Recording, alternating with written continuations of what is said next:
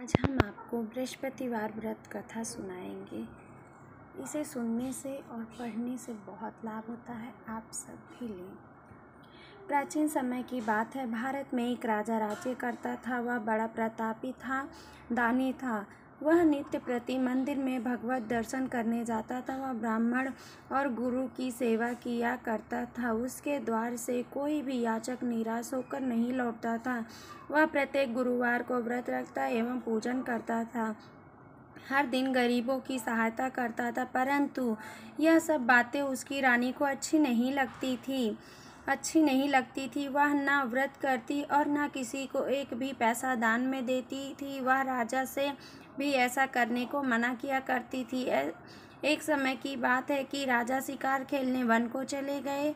घर पर रानी और दासी थी। उस समय गुरु बृहस्पति साधु का रूप धारण कर राजा के दरवाजे पर भिक्षा मांगने आए। साधु ने रानी से भिक्षा मांगी तो वह कहने लगी, हे साधु महाराज, मैं इस दान पुण्य से तंग आ गई हूँ। इस कार्य के लिए तो मेरे पतिदेव ही बहुत हैं। अब आप ऐसी कृपा करें कि सारा धन नष्ट हो जाए तथा मैं आराम से रह सकूं।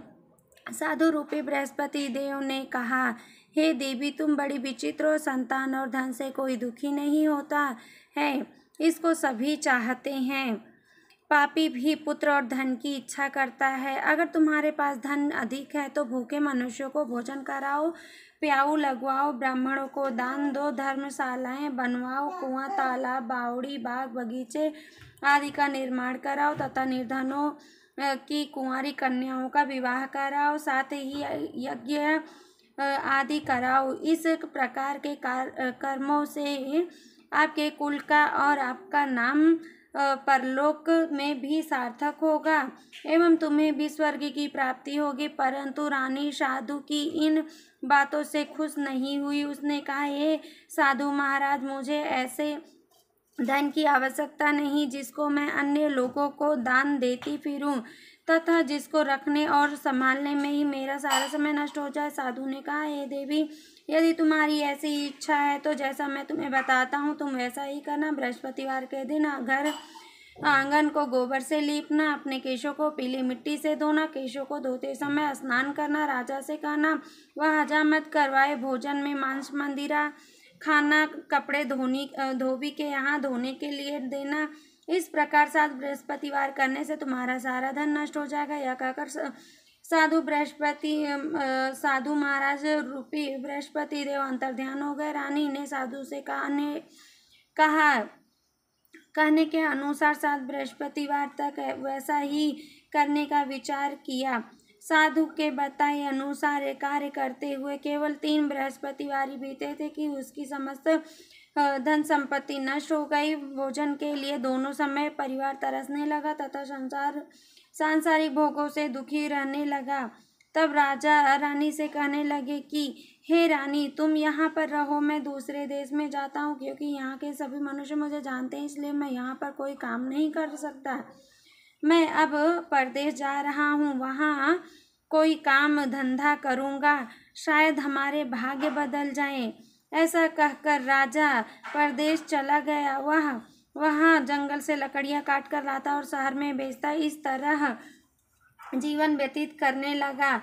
इधर राजा के बिना रानी और दासियां दुखी रहने लगी। किसी दिन भोजन मिलता और किसी दिन जल पीकर ही रह जाती। एक समय रानी और दासियों को 7 दिन बिना भोजन के व्यतीत करने पड़े। तो रानी ने अपनी दासी से कहा, हे दासी, यहाँ पास ही के नगर में मेरी बहन रहती है, वह बड़ी धनवान है। तू उसके पास जा और वहाँ से 5 सेर बेझर मांग कर ले आ, जिससे कुछ समय के लिए गुजारा हो जाएगा। दासी रानी के बहन के पास गई। रानी की बहन उस समय पूजा कर रही थी। बृहस्पतिवार का व्रत था। दासी ने रानी की बहन से कहा, हे रानी, मुझे आपकी बहन ने भेजा, मुझे 5 सेर बेझर दे दो। दासी ने यह बात अनेक बार कही, परंतु रानी की बहन ने कोई उत्तर नहीं दिया, क्योंकि वह उस समय बृहस्पतिवार की कथा सुन रही थी। जब दासी को रानी की बहन से कोई उत्तर नहीं मिला तो वह बहुत दुखी हुई। उसे क्रोध भी आया। वह लौटकर रानी से बोली, हे रानी, आपकी बहन बहुत ही घमंडी है। वह छोटे लोगों से बात तक नहीं करती। मैंने उससे कहा तो उसने कोई उत्तर नहीं दिया। मैं वापस चली आई। रानी बोली, हे दासी, इसमें उसका कोई दोष नहीं है। जब बुरे दिन आते हैं तब कोई सहारा नहीं देता। अच्छे बुरे का पता विपत्ति में ही चलता है। जो ईश्वर की इच्छा होगी वही होगा। यह सब हमारे भाग्य का दोष है। उधर रानी की बहन ने सोचा कि मेरी बहन की दासी आई थी, परंतु मैं उससे नहीं बोली, इससे वह बहुत दुखी हुई होगी। अतः कथा सुन और विष्णु भगवान का पूजन समाप्त कर वह अपनी बहन के घर आई और कहने लगी, हे बहन, मैं बृहस्पतिवार का व्रत कर रही थी। तुम्हारी दासी हमारे घर गई थी, परंतु जब तक कथा होती है तब तक हम लोग न उठते हैं और न बोलते हैं, इसलिए मैं नहीं बोली। कहो दासी क्यों गई थी? रानी बोली, बहन, हमारे घर अनाज नहीं था। वैसे तुमसे कोई बात छिपी नहीं है, इस कारण मैंने दासी को तुम्हारे पास 5 सेर भेजल लेने के लिए भेजा था। रानी की बहन बोली, बहन देखो, बृहस्पतिवार व्रत भगवान सबकी मनोकामना पूर्ण करते हैं। देखो, शायद तुम्हारे घर में ही अनाज रखा हो। यह सुनकर दासी घर के अंदर गई तो वह उसे एक घड़ा बेझर भरा मिला। उसे बड़ी हैरानी हुई, क्योंकि उसने एक एक बर्तन देख लिया था। उसने बाहर आकर रानी को बताया। दासी अपनी रानी से कहने लगी, हे रानी देखो, वैसे हमको जब अन्न नहीं मिलता तो हम रोज ही व्रत करते हैं। अगर इनसे व्रत की विधि और कथा पूछ ली जाए तो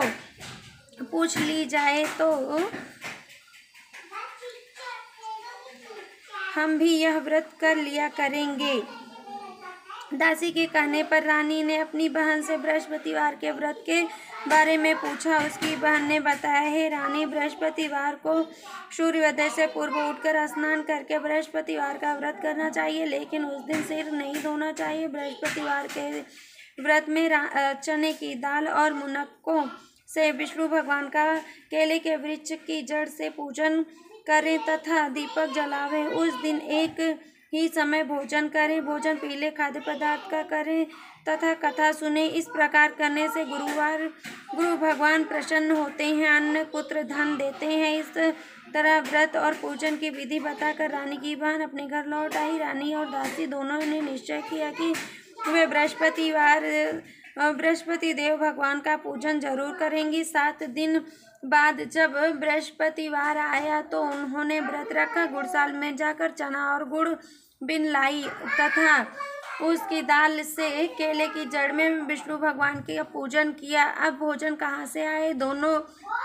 बड़ी दुखी हुई, परंतु उन्होंने व्रत किया था, इस कारण बृहस्पति देव उनसे प्रसन्न थे। वे एक साधारण व्यक्ति के रूप में दोनों थालों में सुंदर पीला भोजन लेकर आए और दासी को देकर बोले, हे दासी, यह भोजन तुम्हारे और रानी के लिए है, तुम दोनों करना। दासी भोजन पाकर बड़ी प्रसन्न हुई और रानी से बोली, रानी जी भोजन कर लो। रानी को भोजन आने के बारे में कुछ पता नहीं था, इसलिए वह दासी से बोली, जा तू ही भोजन कर, क्योंकि तू हमारी व्यर्थ में हंसी उड़ाती है। दासी बोली, एक व्यक्ति अभी भोजन दे गया है।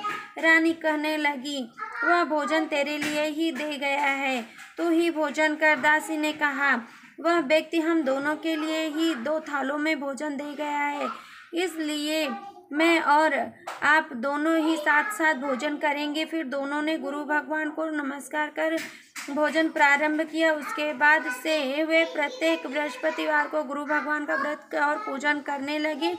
बृहस्पति भगवान की कृपा से उनके पास धन हो गया, परंतु रानी फिर पहले की तरह आलस्य करने लगी। तब दासी बोली, देखो रानी, तुम पहले भी इस प्रकार आलस्य करती थी, तुम्हें धन के रखने में कष्ट होता था, इस कारण सभी धन नष्ट हो गया। अब गुरु भगवान की कृपा से धन मिला है तो फिर तुम्हें आलस्य होता है। बड़ी मुसीबतों के बाद हमने यह धन पाया है, इसलिए हमें दान पुण्य करना चाहिए। तुम भूखे मनुष्यों को भोजन कराओ, प्याऊ लगवाओ, ब्राह्मणों को दान दो, कुआं, तालाब, बावड़ी आदि का निर्माण कराओ, मंदिर पाठशाला बनवाकर दान दो, कुंवारी कन्याओं का विवाह कराओ, धन को शुभ कार्यों में खर्च करो, जिससे तुम्हारे कुल का यश बढ़े तथा स्वर्ग प्राप्त हो और पितृ प्रसन्न हो। दासी की बात मानकर रानी ने इसी प्रकार के कर्म करने प्रारंभ किए, जिससे उनका काफी यश फैलने लगा। एक दिन रानी और दासी आपस में विचार करने लगी, न जाने राजा किस दशा में होंगे, उनकी कोई खोज खबर नहीं है। गुरु भगवान से उन्होंने प्रार्थना की और भगवान ने रात्रि में राजा को स्वप्न में कहा, हे राजा उठ, तेरी रानी तुझको याद करती है, अब अपने देश को लौट जा। राजा प्रातः काल उठकर जंगल से लकड़ियां काटकर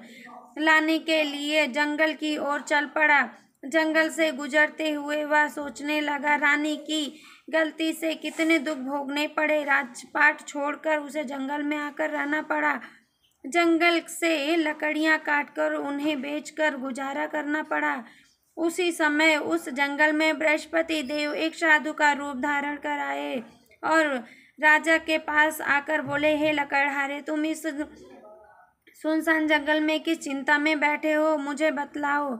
यह सुन राजा के नेत्रों में जल भर आया और साधु की वंदना कर बोला, हे प्रभु, आप सब कुछ जानने वाले हैं। इतना कहकर राजा ने साधु को अपनी संपूर्ण कहानी सुना दी। महात्मा तो स्वभाव से ही दयालु होते हैं। वह राजा से बोले, हे राजा, तुम्हारी पत्नी ने बृहस्पति देव के प्रति अपराध किया था, जिसके कारण तुम्हारी यह दशा हुई।